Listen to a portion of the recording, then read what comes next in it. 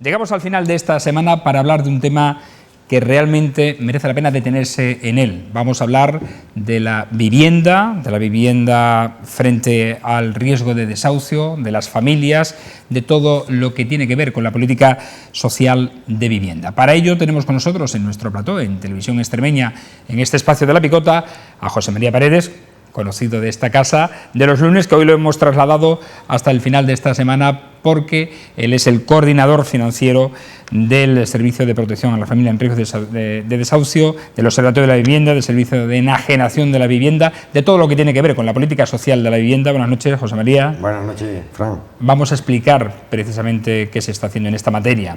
Intentarlo explicar. Desde el punto de vista financiero y desde el punto de vista jurídico, el otro punto importante, porque para ello tenemos con nosotros a José Antonio Pajuelo. ¿Cómo estás? Buenas noches, bienvenido. Buenas noches, Fran. Bueno, pues con ellos vamos a abordar este asunto.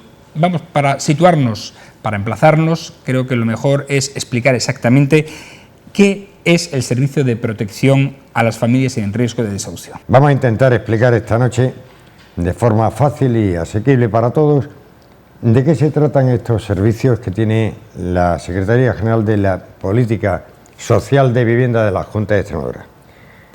Explicamos qué es el Servicio de Protección a las Familias. Hoy las familias en Extremadura tienen un riesgo financiero, como en cualquier sitio de España, importante.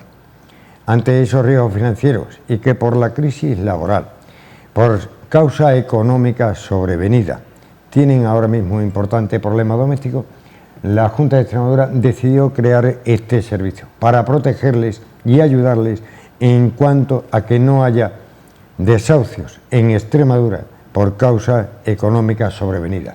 Extremadura se tiene que convertir, frente a las entidades financieras, con todo nuestro respeto, y frente a cualquier acreedor de las familias, en territorio cero de desahucios por causa económica sobrevenida. Eso es llanamente lo que es el Servicio de Protección a la Familia en Riesgo de Desahucio.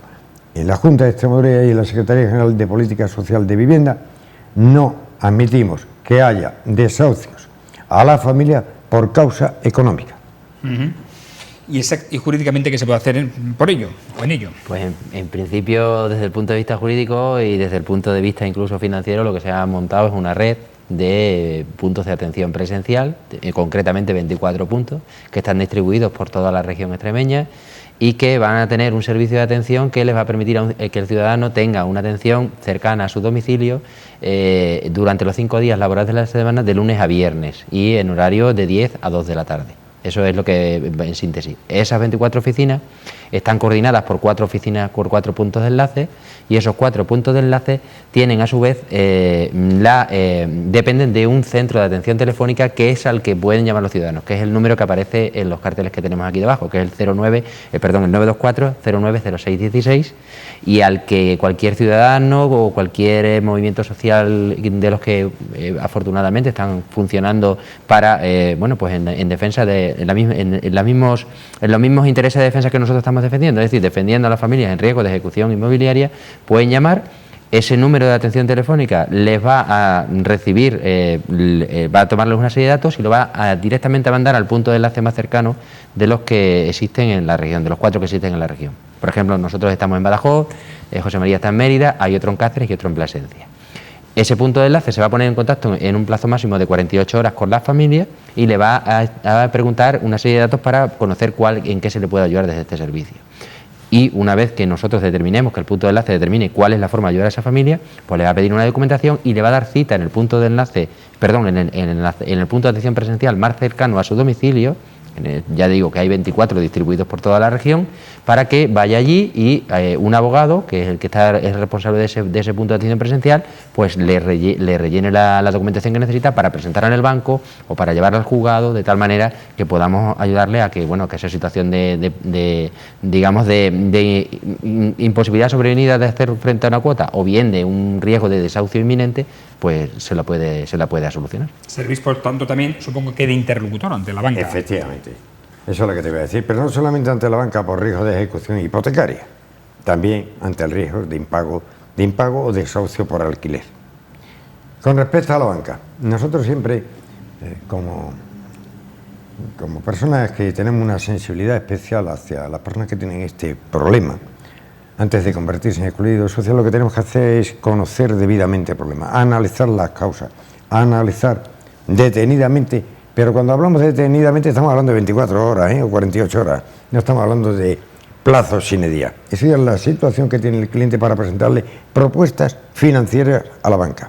La banca ni es tan buena cuando nos dio un préstamo, ni es tan mala cuando quiere cobrar lo que nos prestó.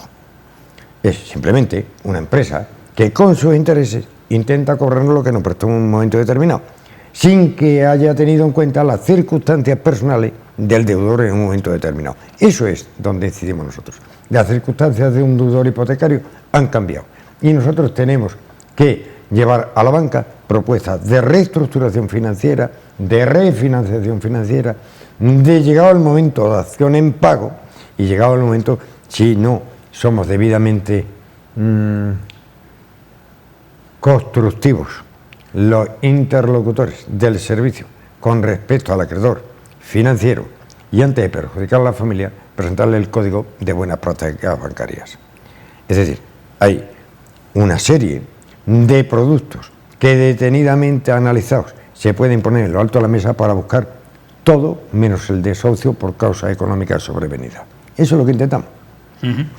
Se apela, por tanto, evidentemente a la buena voluntad entre ambas partes. Supongo que en ese entorno os situáis. Sí. Hay supuestos en lo que sí, Fran, pero hay otras ocasiones en las que, como dice José María, pues está el código de buenas prácticas. En un momento determinado, cuando los primeros albores de la crisis, por parte del Gobierno de la Nación se pusieron una serie de medidas de protección a deudores hipotecarios.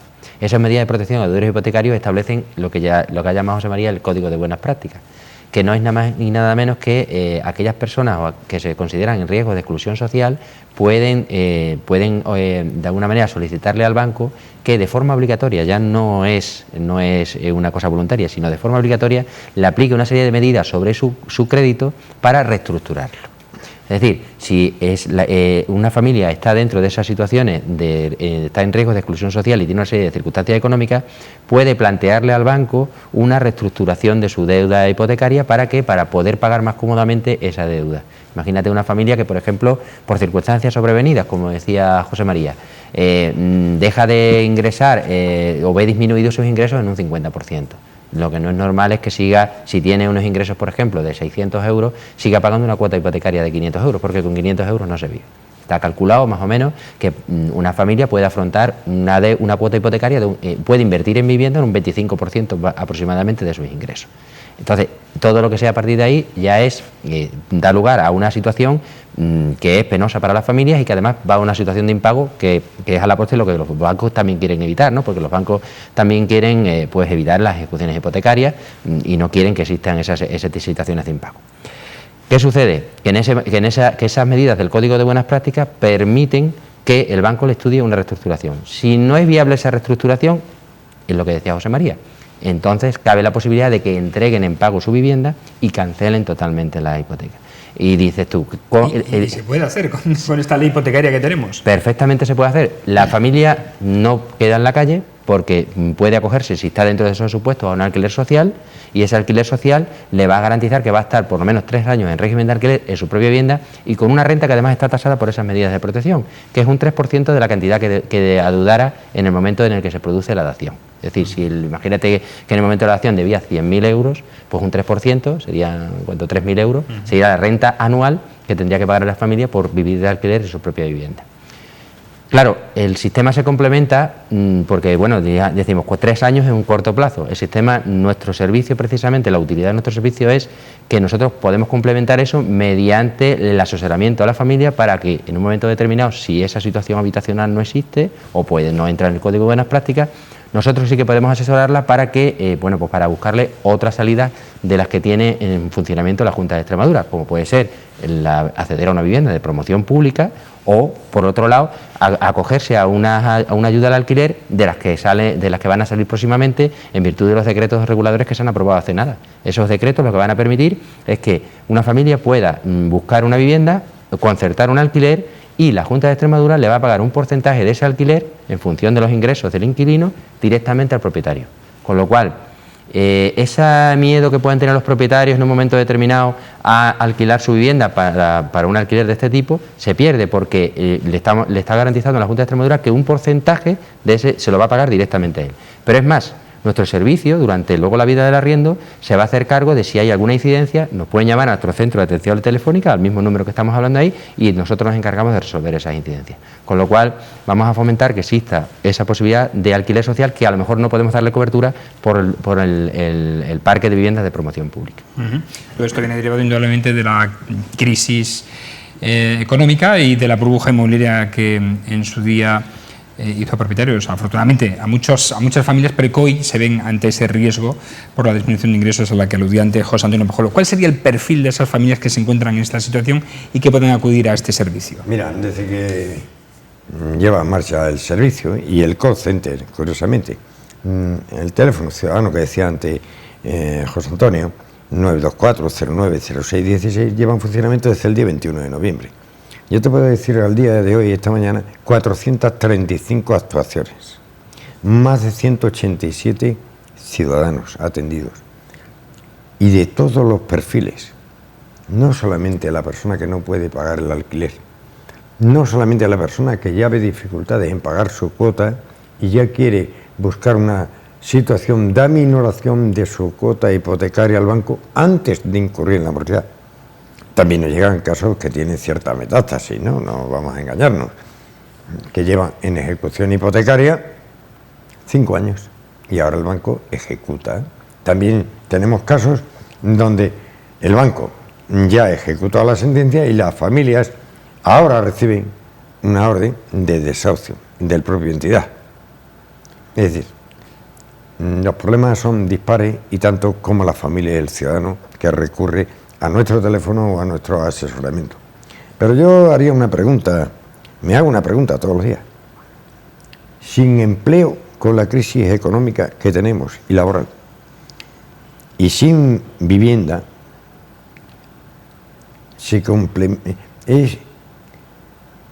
lo voy a intentar explicar.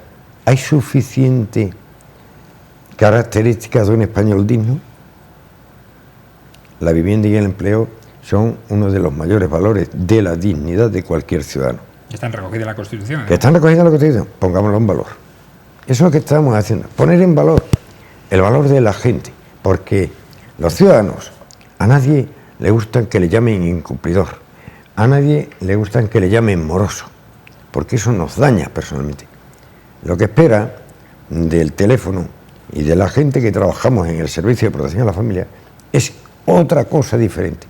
El ayudarle, ser compañero de viaje en solventar un problema, teniendo en cuenta que tenemos una deuda bancaria que a nuestro acreedor, que es el banco, también necesita cobrar, ¿eh? Es decir, no estamos haciendo buenos a uno ni malos a otro, pero cada uno tiene una situación diferente, porque a lo mejor sabía el banco cuando hizo el análisis de la operación adecuado, correcto, sensato, y a los riesgos que se enfrentaban en el largo plazo. Yo soy bancario, ¿eh? Y conozco algo en mi trayectoria de 35 años. No siempre somos tan perfectos los bancarios. ¿La persona ha contemplado desde que hizo el préstamo sus capacidades en el largo plazo? Pues a lo mejor tampoco. Aquí hemos sido todos corresponsables y todos tenemos que ser corresponsables de sacar esto adelante. Porque también decimos, ¿qué consigue la banca adjudicándose viviendas? Tener activos ineficientes en el largo plazo. No tiene sentido. ¿Para qué? Para luego vender en sus portales inmobiliarios a bajo precio. Un sinsentido.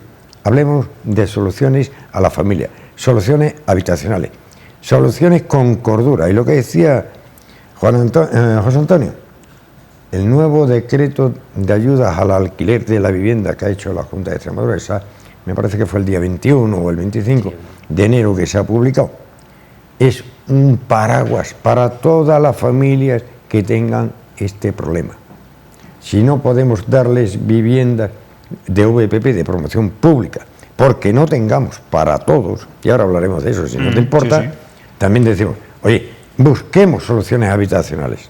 Y en esas soluciones habitacionales tiene que entrar desde el privado que le sobra una vivienda a la banca que tiene en estocaje, porque no vamos a contemplar todavía la aplicación de la ley de emergencia de vivienda, recientemente aprobada en el Parlamento. Todavía no está publicado, creo que se ha publicado hoy.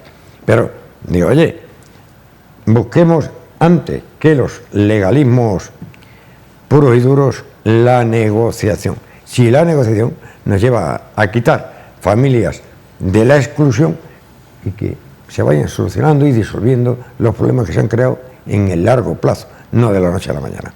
Con respecto a la VPP, Extremadura tiene el mayor parque de vivienda pública protegida de España. Y alguien que me esté escuchando o viendo la televisión dirá, qué exagerado es José María. No, exagerado no. No hay ninguna región con 1 millón de habitantes que tenga 13.500 viviendas hoy en alquiler público. Ninguna. Podremos tener... En términos absolutos. En términos absolutos, somos la comunidad autónoma que más ha protegido la vivienda y para las familias. Esa es una realidad. De 30.000 viviendas que se empezaron, que ha sido todo el parque a través de los años, hoy todavía quedan 13.500 personas, 13.500 inquilinos, 13.500 familias, muchas de ellas pagando honradamente y otras que por diversas dificultades pues no pueden hacer frente a los alquileres. Pero ese es nuestro parque. Y la Junta, para hacer viviendas, necesita hacer una buena gestión de su parque público de viviendas. Y desde el Servicio de Enajenación de Vivienda, también de la Política Social de Vivienda, la Secretaría General, esta encomienda, junto con el observatorio, que ahora hablaremos de él, se ha efectuado una encuesta a 14.000 inmuebles en 5 meses para conocer la situación de los inmuebles y la situación de los inquilinos y cómo estaba nuestro parque. Eso es muy importante, porque para tomar decisiones políticas en la vivienda, primero tenemos que conocer cómo tenemos nuestros activos. ¿Y cómo afecta o puede afectar el desarrollo de esta ley a la que ha hecho referencia antes José María, de emergencia social de la vivienda, que se ha aprobado recientemente en el Parlamento extremeño? A ver, en principio hay una serie de medidas que son de alguna manera, bueno, pues arriesgadas, vamos a establecer ese término. Pero entendemos, hombre, que son necesarias. Todos conocemos cuál ha sido la historia de medidas como las que se han adoptado en esta ley en otras comunidades, por ejemplo en Cataluña o en Andalucía, donde se han dado pasos como los que se han dado en la ley de emergencia social. Ya sabemos que se han planteado procesos de inconstitucionalidad y, bueno, en definitiva, cabe la posibilidad de que eso siga así, pero entendemos que el fin de todo esto, el fin de la ley de emergencia social, igual que el fin de nuestro servicio, igual que el fin de todas las políticas que se están haciendo desde la Secretaría General de Vivienda, es el mismo. Es que en nuestra comunidad no se dé la paradoja de que haya viviendas vacías y por otro lado, gente que no tenga vivienda. Eso es lo que se intenta evitar.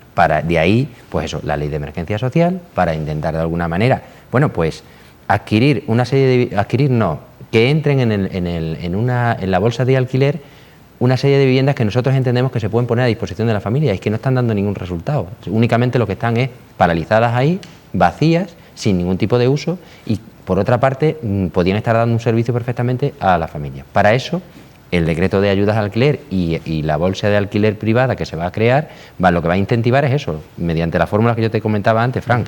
Es decir, mediante incentivando a los propietarios para que de alguna manera muevan ese parque inmobiliario y bueno, pues aquellas familias que realmente necesiten, que no puedan afrontar un alquiler privado, porque esa es otra. Una de las cuestiones que nosotros nos estamos encontrando en nuestro día a día, en el día a día de nuestros servicios, es un número importante de lanzamientos como consecuencia de impagos de alquiler privado. Es decir, que nosotros no solamente estamos aquí, en nuestro servicio no solo pasa la gente que no puede pagar la hipoteca, sino también la gente que no puede pagar el alquiler. Claro, el problema que nos encontramos es que frente a la persona... Supongo que el número será incluso hasta mayor, el de alquiler, frente al de la hipoteca. Claro, ten en cuenta que no es lo mismo, que para acceder al alquiler es más fácil que tener una hipoteca. en muchas ocasiones, y por desgracia, porque es así. O sea, acceder a un alquiler hay que hacer un contrato privado entre particulares, prestar una fianza y ya empezamos a funcionar. Es más fácil, por tanto, también. Y efectivamente, y además los procedimientos de desahucio en alquiler son muchísimo más rápidos y son más ágiles, y nos encontramos con el problema a las puertas. Bueno, yo te puedo decir que nuestro servicio, y concretamente en la oficina de enlace que nosotros llevamos en Badajoz, hay ya un número importante de casos que, pues que tienen lanzamiento señalado. De ahí, ya digo, el valor añadido que le da nuestro servicio de decir, bueno, mire usted, al servicio de adjudicaciones de la Junta. Oiga, mire usted que tenemos estos lanzamientos el día 9, el día 10, el día 12 de febrero, a días vistas, y hay que darle una solución. Entonces, las medidas, por ejemplo, que decimos nosotros de la ley de emergencia, las medidas de las bolsas, los decretos, van a suplir esa fórmula, es decir, esa imposibilidad que muchas veces se tiene, o esa imposibilidad, o esa falta de capacidad que muchas veces se tiene para poder afrontar una situación como esta. Es decir, con una familia que se queda literalmente en la calle y a la que hay que asistir. Como no somos indolentes, como no puede ser de otra manera, hay que darle una solución a esa familia, porque lo que se trata es de garantizarle a esa familia el derecho que tú decías antes constitucionalmente y muy bien, tienen a una vivienda digna. Y desde ese punto de vista, el hecho de que, por ejemplo, no puedan tener una vivienda de promoción pública, pero sí puedan buscarse un alquiler privado y que haya unos decretos que le den tanto al inquilino la seguridad de que va a poder pagar mediante ese porcentaje que asume la Junta de Extremadura, como al arrendador la posibilidad de que va a cobrar, yo entiendo que es una buena fórmula y que va a ser muy efectiva para que, bueno, por lo menos intentar llegar a ese desideratum que establecía antes José María, de que en Extremadura sea territorio cero de desahucios por causas económicas sobrevenidas. Aquí estamos hablando siempre de situaciones que se producen como consecuencia de impago. Y siempre muy claro de primera vivienda. Obviamente, nosotros está claro, lo que defendemos es, si tú lo que estamos partiendo es de la garantía de un derecho constitucional, del derecho a la vivienda, significa que estamos cubriendo primera vivienda, claro, obviamente. Vivienda habitual. Y si damos una vuelta, sí, si damos una pequeña vuelta y decimos, ¿dónde nos lleva todo esto? Pues esto nos lleva a movilizar activos ineficientes. Más allá de lo que digamos, que es lo importante, la solución habitacional de las familias, con esa bolsa privada que hablaba y el registro demandante que hablaba José Antonio, se lleva a que la vivienda privada hoy cerrada, no alquilada, por dudas del propietario a alquilar, ya consigue una seguridad jurídica. El API le asesora y también la puede poner al servicio de esta bolsa. Imaginaros el conglomerado. El activo ineficiente se incorpora como un activo productivo con un alquiler legalizado. Hago hincapié, alquiler legalizado, blanco, transparente, fiscalmente transparente, donde a la vez el propietario cobra su importe razonable, la Junta le subvenciona al inquilino, pero le paga al propietario la parte correspondiente de acuerdo con sus ingresos, movilizamos fondos y lo que es más importante, con todo ese tinglao técnico, ponemos en valor el dinero, la propiedad, el activo ineficiente para buscar un fin, la solución habitacional de las familias que lo necesiten. Has hablado de legalizado y has enfatizado bien. ¿Qué pasaría en el caso de que hubiese alquileres de economía sumergida? Nosotros no contemplamos, nunca se puede contemplar desde ninguna administración. Nosotros somos enemigos de cualquier opacidad, cualquier tema afiscal. Creo que lo importante, a lo mejor tenemos que hablar un día de la fiscalidad, no solamente de la vivienda, sino en más ámbitos. Todo alquiler tiene que ser transparente y fiscalmente contemplable, tanto para el inquilino como para el propietario.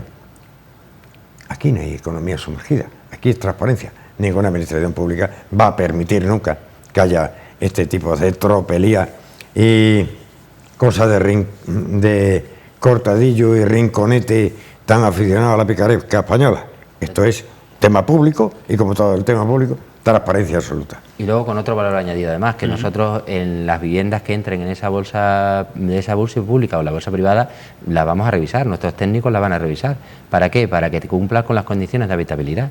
que también nos estamos encontrando en gente que llama al servicio y dice, por ejemplo, una señora que llamaba esta mañana que su vivienda no reúne las condiciones de habitabilidad, entra en un bucle de desacuerdos con su arrendador y realmente al final eso deteriora la relación hasta tal punto de que quieren ponerle fin cuanto antes. Lo que se intenta de alguna manera también es que todas esas viviendas que entran a la bolsa de alquiler que va a promocionar en nuestro servicio o que se va a promocionar la Secretaría General de Vivienda, es que esas viviendas cumplan con las condiciones de habitabilidad y nos vamos a encargar desde nuestro servicio de revisarlas para que sí sea. Ese es también un valor añadido. Que nadie piense que poner a disposición de la bolsa privada, la bolsa de la Junta, voy a meter todos los zarrios que tengo cerrados y no tengo arreglados.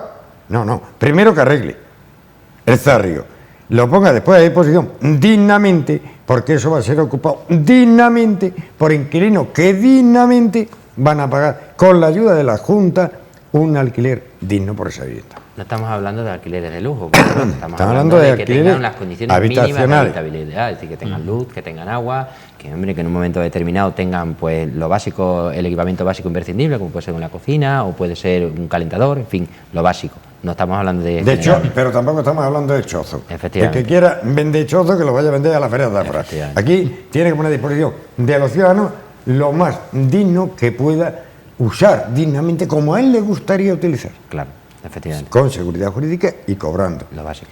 Esta semana, por cierto, hemos hablado en la picota de esta ley de emergencia social de la vivienda y un picotero decía o afirmaba que frente a esta ley lo que tenía que promover la Administración regional es la construcción de vivienda pública protegida.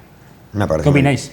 Pues me parece muy bien que cualquier picotero que conozca Extremadura no conoce realmente los números adecuadamente, porque si ese picotero pensara que hay 13.500 viviendas, que de esas 13.500 viviendas hay un índice importante de morosidad porque no se puede pagar, porque las familias tenemos dificultades, de que somos la comunidad autónoma que tiene más viviendas de protección pública en términos absolutos, y que tenemos en Extremadura 100.000 inmuebles cerrados y desocupados. 100.000. ¿Ha quedado claro el número? 100.000. Y que la demanda que podemos tener en Extremadura, en todo, en global, de todo, no superarían las 35.000, tendremos que pensar si la Junta tiene que invertir en hacer y hacer. O bien hay otro camino, que es el intermedio, que es el que, de alguna manera, nuestro servicio propone. Nosotros tenemos que hacer un esfuerzo por vender a nuestros inquilinos al mejor precio razonable de acuerdo con el decreto y en el mejor plazo posible que puedan asumir el coste de la vivienda esos inquilinos, porque no podemos vender vivienda a quien no sea inquilino de la Junta, para poder con ese dinero público recobrado afrontar nuevas inversiones. Eso es, así se genera riqueza, así se genera movimiento de dinero, así sí. Meter más endeudamiento sin saber qué demanda hay, me parece que sería una barbaridad, porque si no estaremos en la misma situación que estamos. Entonces yo digo, oye, el parque de vivienda tiene que vender a un promedio mínimo de 1.000 viviendas año, sabiendo que siempre le va a quedar un remanente de 3.500 o 4.000 viviendas que no va a poder desprenderse nunca por las características de nuestros inquilinos. Pero si vende 1.000 y vuelve a poner en mercado con la bolsa y adquiriendo propia o haciendo 200 o 300 viviendas, llegaremos a la racionalidad de tener en un futuro próximo un parque de 5 o 6.000 viviendas asumible por nuestra comunidad y totalmente renovado. Eso es lo que pensamos, dice, pero para eso también existe la bolsa pública, que ahora José Antonio hablará, que la bolsa pública es una solución también para eso. Claro, la bolsa pública lo que lleva también es que se va a nutrir de viviendas que, por ejemplo, no sé si recuerdas que no hace mucho se salió en noticias en los medios, anunciaste en los medios que había una aportación de 45 viviendas de la Sareb. Bien, pues ese tipo de viviendas es las que van a integrar la bolsa pública.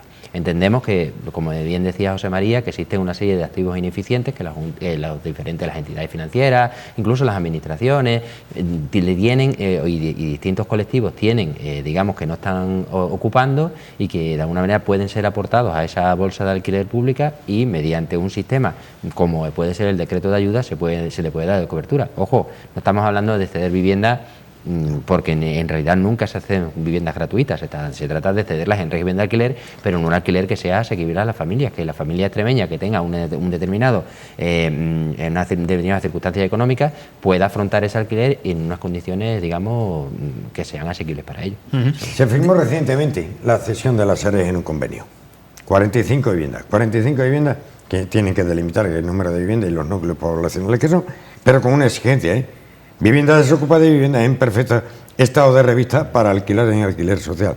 A eso hay que sumarle también las gestiones que ha hecho la Secretaría General de Vivienda para adquirir bolsas de vivienda, parte de una promoción en Don Benito de la Caja Rural de Extremadura, de otras viviendas con empresas privadas aquí en Mérida. ¿A qué coste? Construir una vivienda, amigo Fran, no sale por menos, lo pintemos como lo pintemos, de 70.000 euros. La Secretaría General de Vivienda ha conseguido comprar activos que va a poner a disposición en alquiler social a un coste menor de 40.000 euros, con plaza de garaje, con trastero y 3 dormitorios. O sea, mucho mejor que el plan de los 60.000 euros, esta vivienda de 60.000 euros de hace es unos otro años. tipo de inversión, porque las circunstancias así lo mandan. Porque, al hilo de lo que decíamos, ¿qué pinta la banca teniendo 50, 200, 500 pisos en Badajoz, en Mérida, propiedad? ¿Tiene capacidad de vender? ¿Los portales inmobiliarios van a vender esa vivienda? Aunque Y de mantener. Y de mantener. Yo creo que lo mejor, decía, yo siempre soy bastante refranero porque soy majadero, ¿no? A los negocios malos cortarle cuanto antes la cabeza. Y ese es un negocio malo para la banca. Pero a cambio, lo que es malo para uno puede ser solución para otro. De todas maneras, la vivienda de la Sareb no ha sido adquirida mediante compra. Eso no, es una cesión, es un contrato de cesión. Que quede claro, porque luego en los medios, en las redes sociales, no, la Junta está haciendo el negocio a la Sareb. No, eso no es así. Nosotros con la Sareb se ha negociado una cesión, igual que se va a negociar con cualquier entidad financiera que quiera aportar una cesión de una serie de viviendas, de un activo de vivienda, para nosotros poderlas poner en alquiler social. Y el rédito que va a conseguir la Sareb, y en este caso la entidad financiera, va a ser en forma del alquiler de la parte del alquiler que le corresponde a cobrar, pero en ningún momento hemos comprado viviendas ni a las entidades financieras ni a Hablamos del observatorio de vivienda. Antes ha adelantado José María ese primer estudio que ha dado como cifra las 13.000 viviendas. Tal. ¿En qué estáis ahora trabajando en este observatorio? El observatorio de la vivienda yo creo que ha sido un acierto pleno, porque sin tener eso que dicen ahora los políticos, la altura de miras, a mí me queda acojonado cada vez que oigo esa frase, pero bueno, altura de miras, ver con perspectiva. Para conocer en perspectiva primero hay que conocer el terreno que se pisa, qué tengo, qué puedo hacer con ello, qué rentabilidad y qué eficiencia busco. Para eso es el observatorio de la vivienda, a la vez que proyecta en un medio plazo cuál debe ser, a su entender, bajo los análisis que hace con ayuntamientos, con la gente de la propiedad inmobiliaria, con lo privado, con lo público, con lo privado, con las plataformas, con los colectivos, y en pisando el terreno como se conoce, haciendo entrevistas tanto a lo privado como a la vivienda pública, para de alguna manera poner en negro sobre blanco el futuro de la política de vivienda. Es fácil pedir más vivienda. Yo no conozco ningún ayuntamiento de España que no diga, en mi pueblo, sin conocer, en mi pueblo se necesitan viviendas. ¿Pero cuántas hay? No, pero se necesitan viviendas. Bueno, está muy bien, se necesitan viviendas. Pero también digo, oye, algún ayuntamiento dice, hagan ustedes Junta de Extremadura viviendas, que yo me encargo de la gestión. Ya, a lo mejor de eso encontramos bastante menos.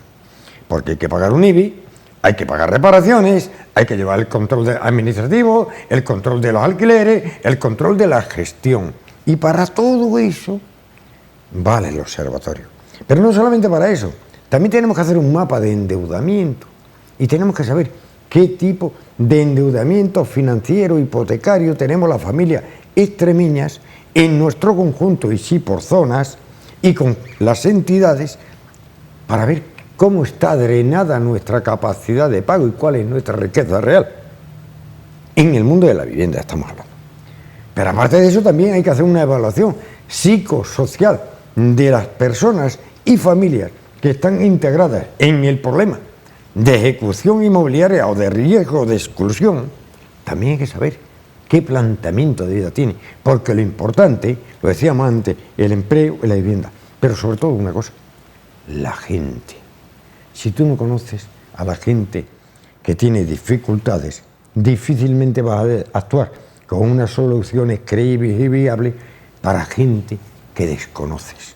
Conozco mis activos, conozco mi futuro, conozco las posibilidades que tengo, soy racional, vendo, invierto, renovo mi parque, pongo las bolsas de alquiler en funcionamiento. Pues el observatorio nos tiene que dar de forma no estática como era antiguamente, dinámica y permanente, estudios que le valgan a la Secretaría General de Vivienda y a la Junta de Extremadura para marcar políticas coherentes. Tienen una fotografía siempre actualizada. Permanente.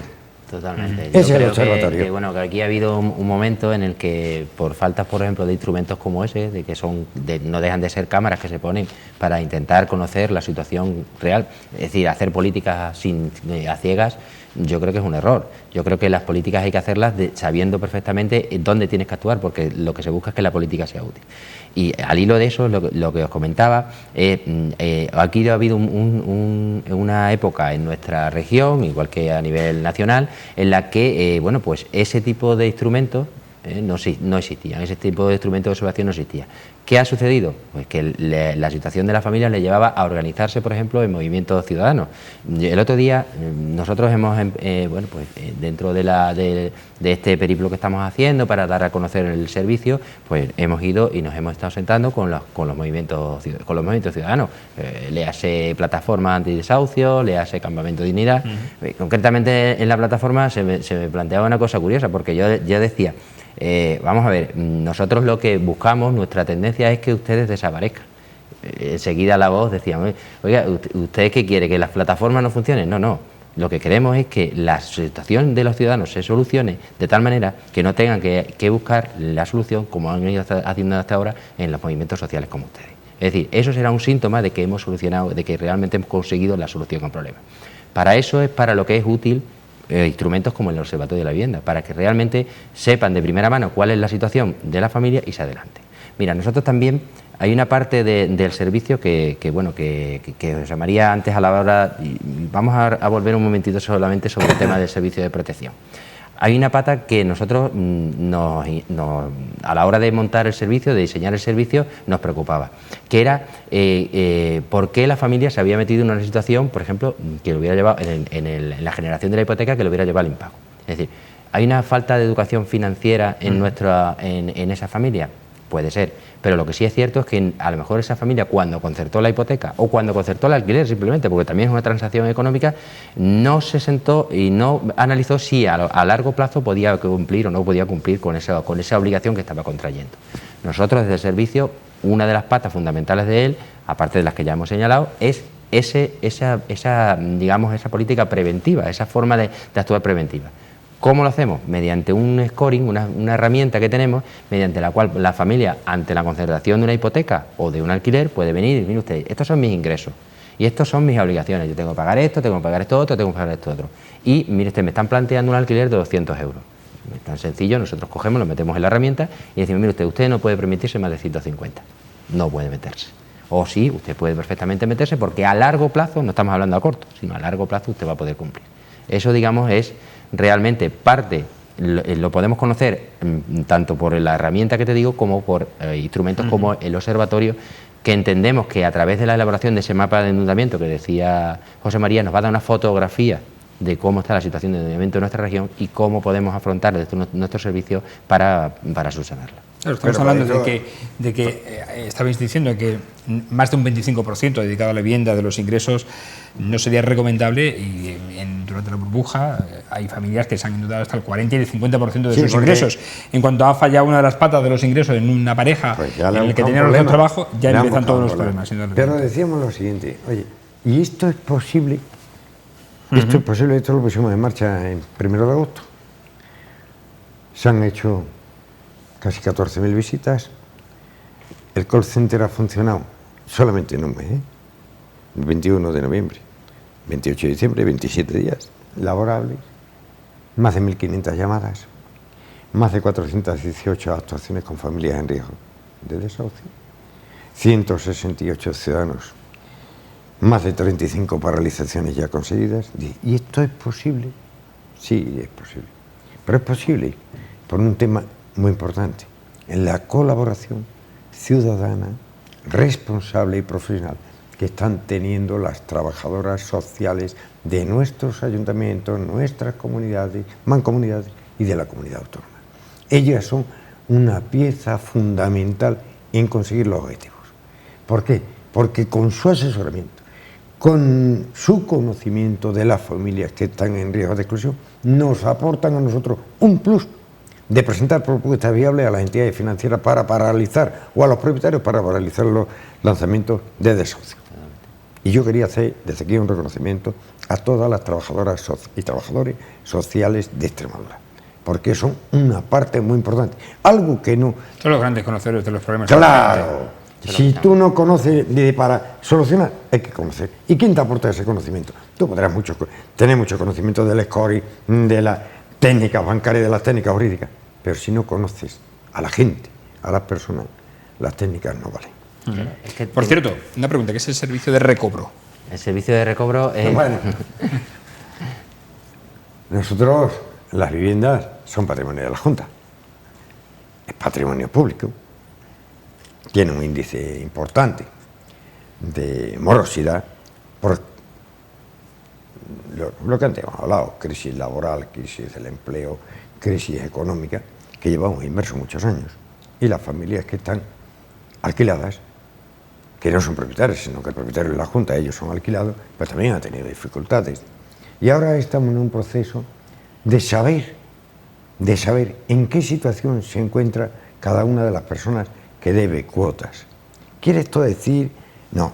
Nosotros estamos analizando y revisando, como es lógico, de cualquier buen propietario que no haga dejación de funciones, de saber qué patrimonio tenemos.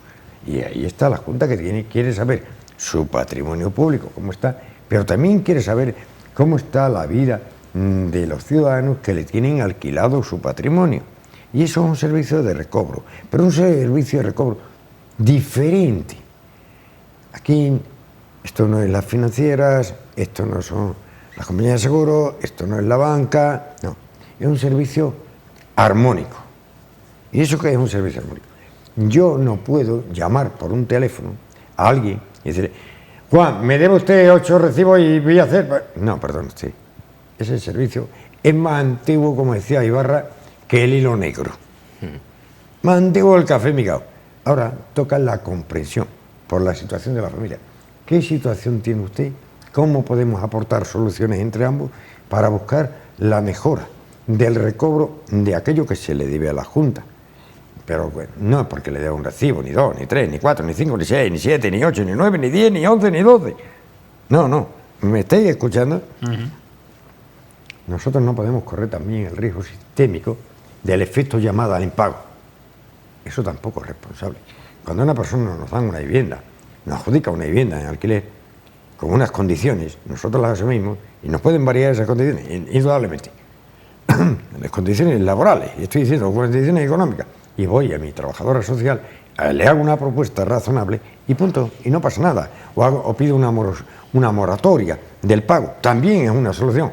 Pero para eso tenemos que saber la realidad de nuestros inquilinos. Y ese es un servicio de recobro. Y eso va a funcionar, porque nos va a dar 3 posibilidades. 1, recobrar ciertos importes que serán invertidos de nuevo en favor de los ciudadanos porque es dinero público. 2, mejor control de nuestro riesgo económico sobre el patrimonio. Y 3, lo que es mejor, conocer la situación de nuestros inquilinos.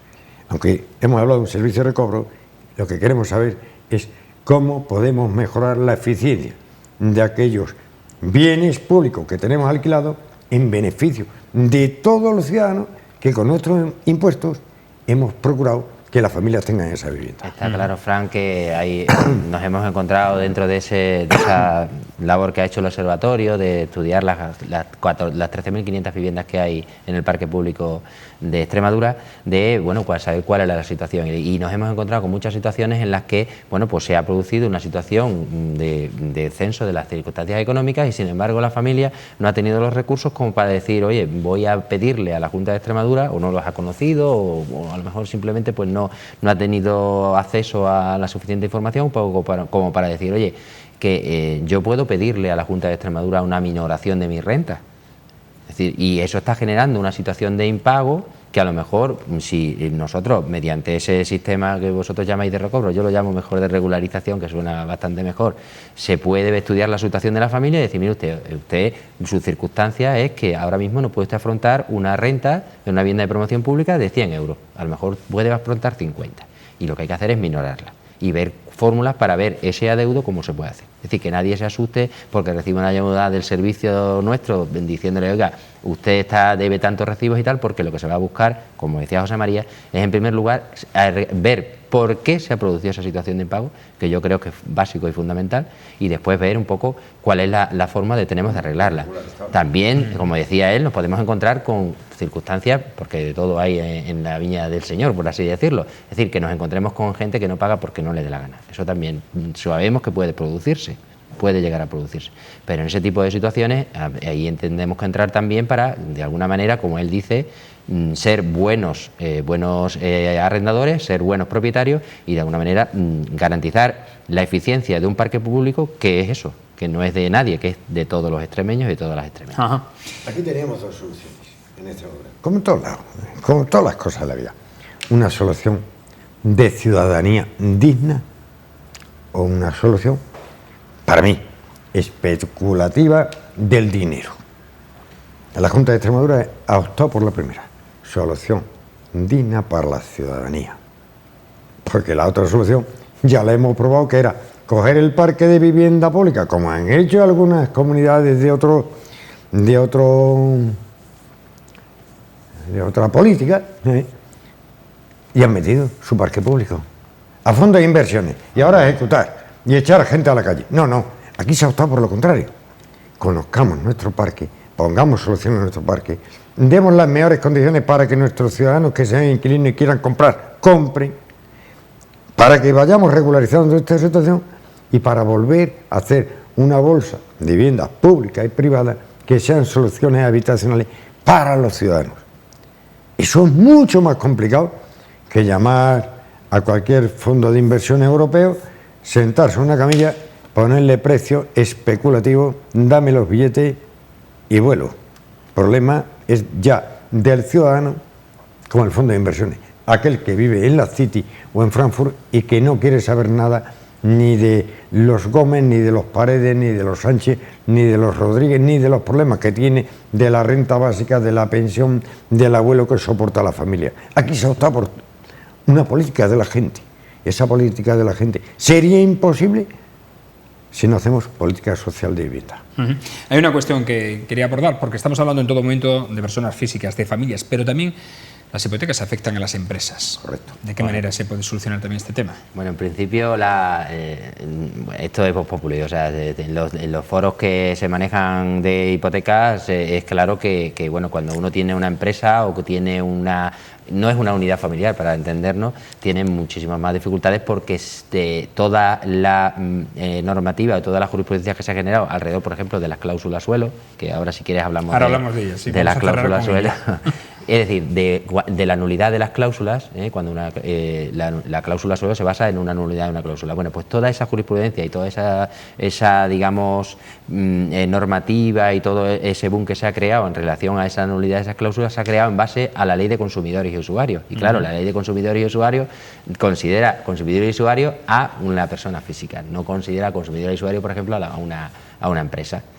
Claro, esto conocemos que hay sentencias que ya en algunas comunidades, en algunos tribunales superiores de justicia, perdón, en algunas audiencias provinciales se está ya reconociendo la posibilidad de que esa nulidad también afecte a la pyme. La cuestión es sencilla, parece que como cuando uno tiene una empresa es más profesional que una persona física a la hora de conocer o no el clausulado de una hipoteca. Entonces, prácticamente ahí es donde está la diferencia, pero bueno, poco a poco se va avanzando y entendemos que bueno que a la hora de calcular si hay nulidad en una cláusula se llegará esperemos al entente de que las pequeñas y medianas empresas, sobre todo las pequeñas, que hombre, que prácticamente su situación es la similar de un particular.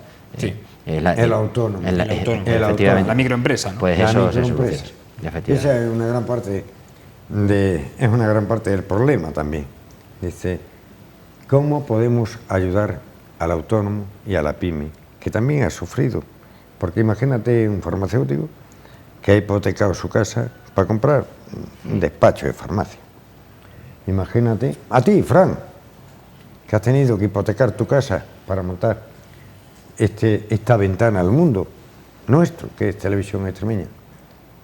¿O cuántos agentes de seguro, cuántos asesores de empresa, cuántos abogados, o cuántos profesionales libres han tenido que hipotecar su vivienda para montar su despacho? ¿Habría que reconocer la cláusula de suelo? Pues yo creo que sí.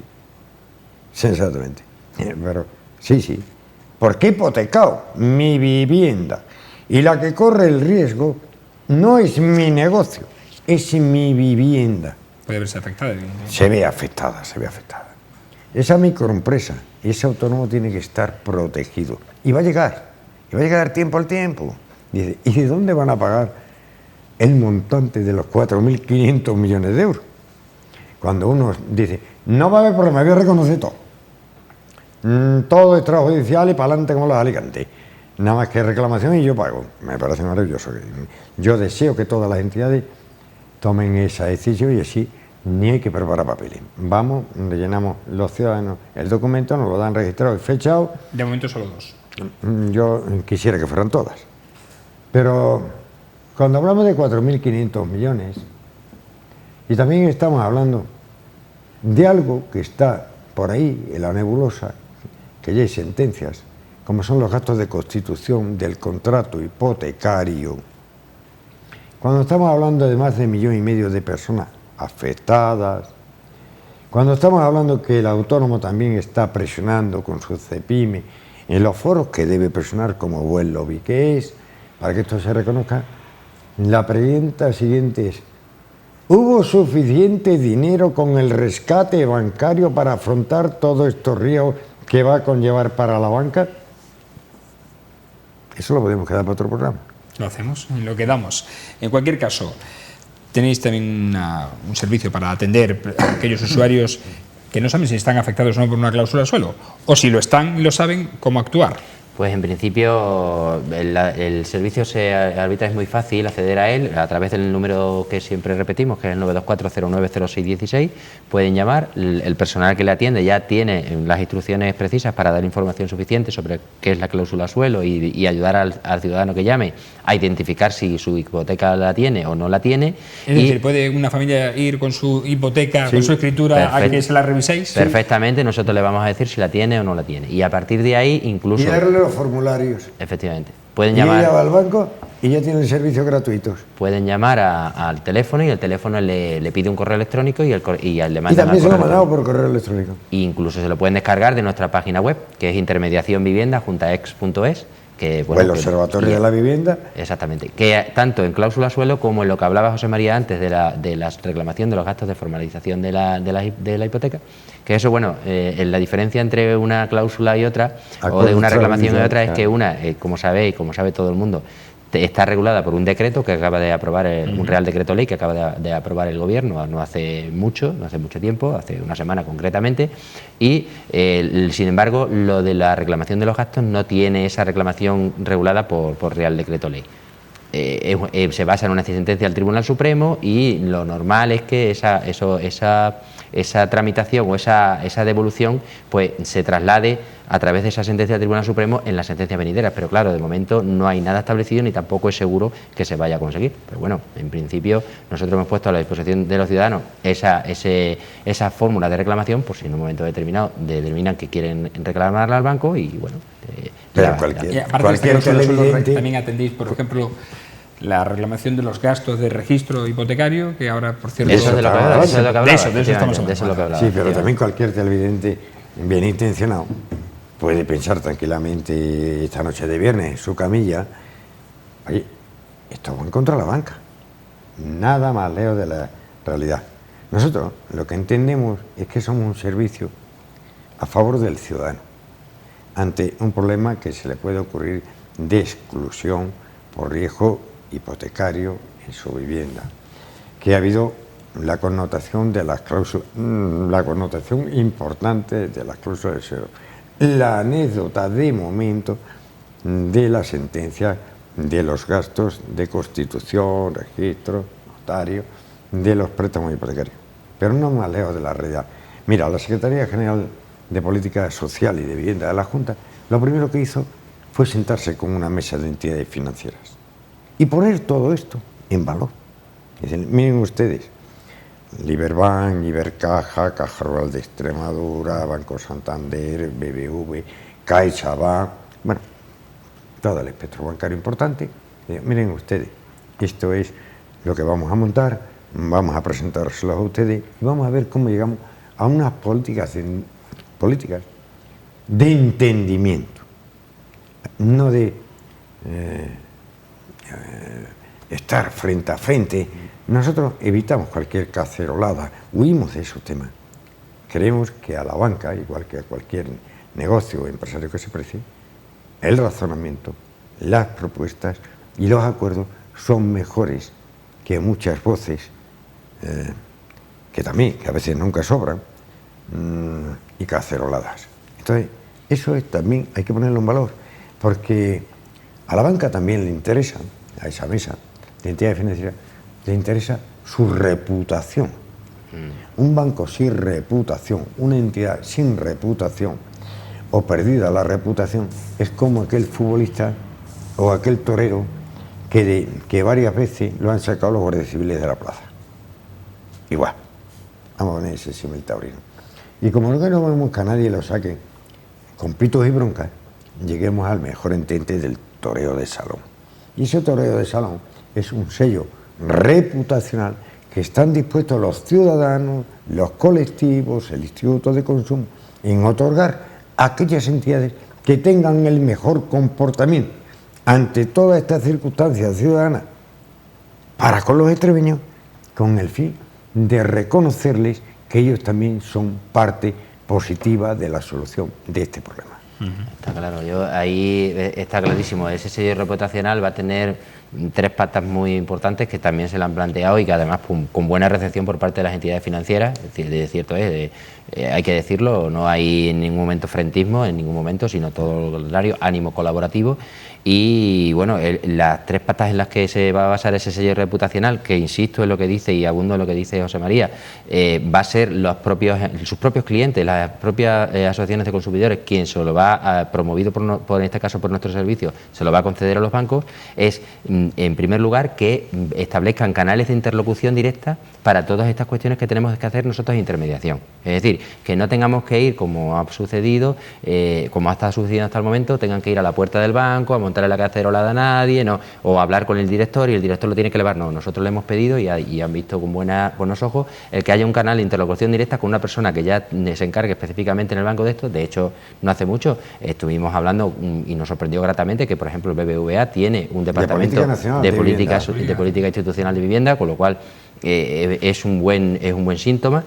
Por otro lado, también se les ha dicho, oiga, miren ustedes, hay que estudiar las reestructuraciones que se le planteen de la deuda hipotecaria de las familias. Es decir, la situación que planteábamos antes, Fran, que una familia no puede, de repente ve disminuidos sus ingresos y no pueda seguir afrontando su cuota hipotecaria, reestudiársela para que pueda seguir afrontándola, y luego, en tercer lugar, que abran el crédito a la adquisición de la vivienda habitual.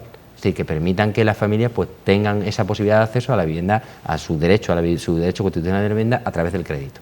Si esas tres patas se cumplen, el sello reputacional va a ser tanto como que los movimientos sociales, que las personas, sus propios clientes, le van a reconocer que están colaborando de forma activa en todas estas políticas sociales que nosotros hemos relatado aquí en esta noche, y que en un momento determinado ellos van a poder exhibir de cara a decir, oiga, mire usted, esto es un sello que me han dado mis propios clientes y que demuestra que hay una reconciliación, porque la base de todo esto es que es reconciliar a todos los actores para que entre todos saquemos este tema adelante. Esto es un problema de todos, siempre lo digo en las presentaciones, sí. Esto es un problema de todos y que tenemos que solucionar de todos. Y la reconciliación de todos los actores, de todos los que de alguna manera tienen participación en este sistema, va a ser la clave. Bueno, pues hemos hablado ampliamente de esta problemática de la vivienda. Creo que habéis acertado en el tono y en el lenguaje. Ha sido, creo que, sencillo y se ha transmitido todo aquello que desde el Servicio de Protección a las familias en riesgo de desahucio, el Observatorio de la Vivienda de Extremadura, el Servicio de Enajenación de la Vivienda, se está trabajando para solventar la problemática de las familias, y no olvidemos, en un futuro esperemos también que de las empresas, que son partes importantes también de la sociedad. Hasta aquí hemos llegado. Agradecer la presencia a José Antonio Pajuelo y a José María Paredes, coordinadores jurídico y financiero respectivamente de estos servicios. Bueno, os emplazamos a un futuro programa en el que haya novedades que aportar, que supongo que las habrá. Nosotros siempre agradeceremos a Televisión Extremeña que nos abráis la ventana, esta ventana maravillosa, para que la gente y la ciudadanía sepa que nuestro teléfono ciudadano y nuestro servicio, el 924-09-0616, siempre está a disposición de cualquier ciudadano. Muchas gracias. Gracias. Aquí nos quedamos, señores. Agradecerles como siempre su atención y esperamos haberle aclarado o despejado al menos parte de sus dudas. Recuerden que estamos en las redes sociales, en Facebook, en Twitter y en YouTube, donde pueden ver programas como este. Que pasen un feliz fin de semana. Nos vemos el próximo lunes aquí en La Picota, donde hoy hemos puesto la problemática de la vivienda precisamente en La Picota. Que sean felices. Buenas noches.